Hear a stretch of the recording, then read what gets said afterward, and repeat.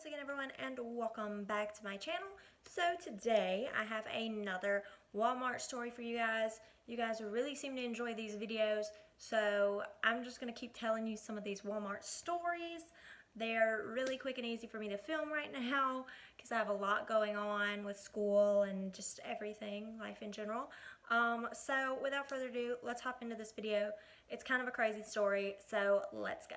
So if you guys have ever worked in retail, you may have run into a quick change artist in your time, especially if you have been behind a cash register dealing with money.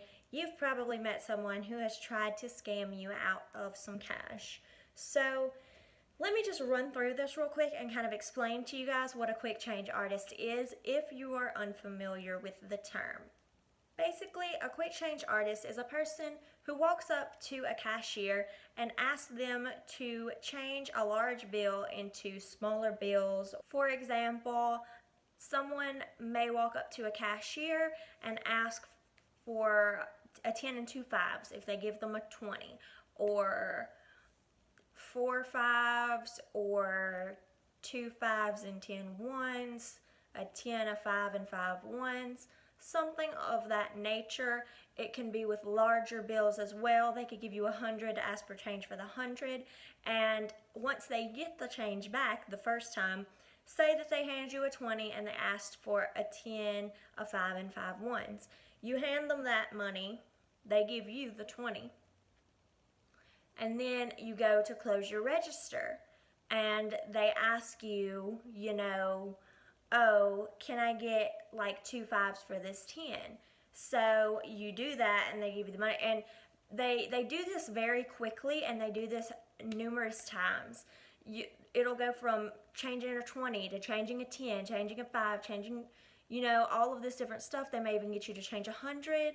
They might get you to change a 50, something of that nature, but they will not stop until they're caught or until they realize that they've swindled you out of some amount of money. So it can just get very tricky because they speak very fast. They are trying to engage you in a conversation while doing this. They're trying to distract you while you're counting this money so that you will count it wrong, give them more money, yada yada, something of that nature. You can Google more about it if you want more in-depth specifics about the way that they do this, but that's just the general premise of what quick change artists do.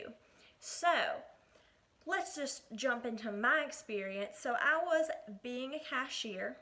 I was roughly 3 or 4 months, probably closer to 2 months.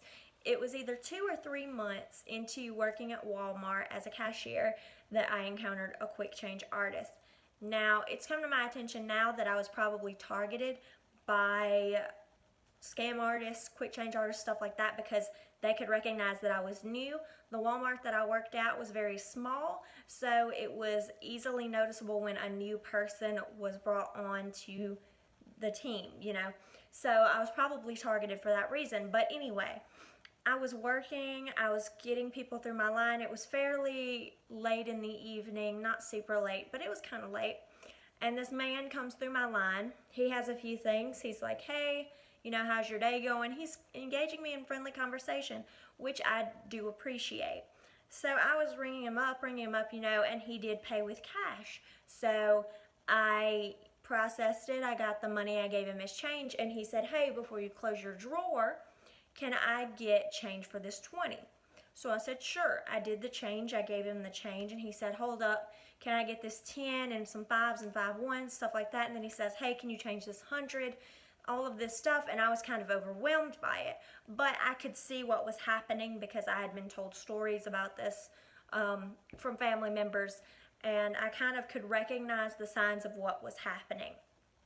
So while I could recognize what he was doing, I couldn't do very much about it because I didn't see a manager present. And that is a recurring theme in stories that I have at Walmart. I was always looking for a manager, and there was never a CSM around to help me.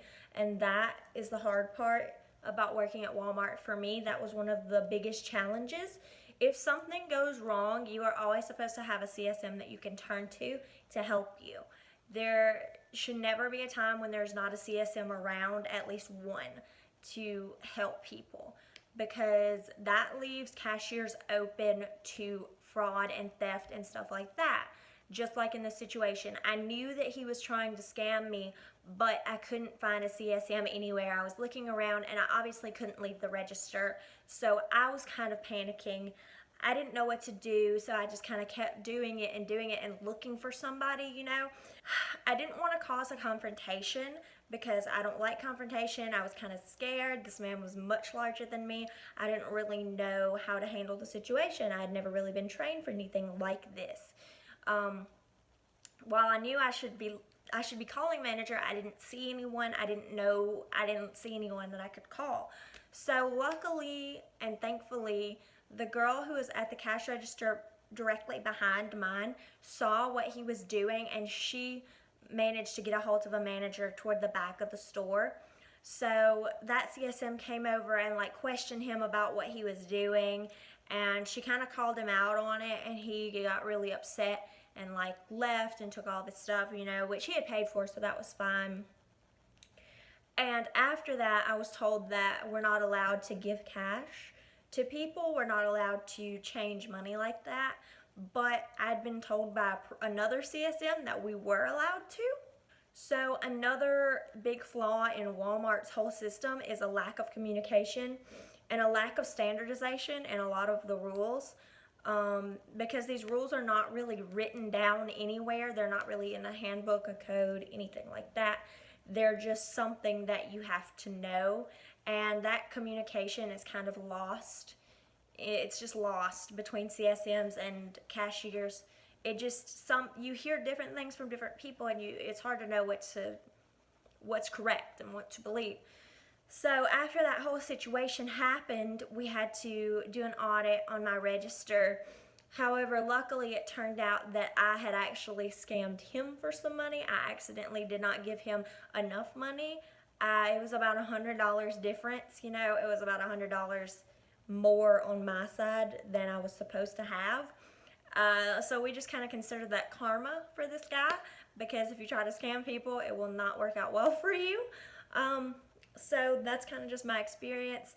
Walmart's policy is not to give change, so please do not walk up to a cashier and ask them to change a 20, a 50, 100, whatever. Don't ask them to change it for you, because they're not supposed to. Whether they know it or not, they're not supposed to, because I still do know a lot of cashiers who still will do it even though it's against policy. So yeah, lesson learned. Thank you guys so much for joining me again today. Leave me a like if you like this video, comment down below, and subscribe because I make new videos every Monday and Friday.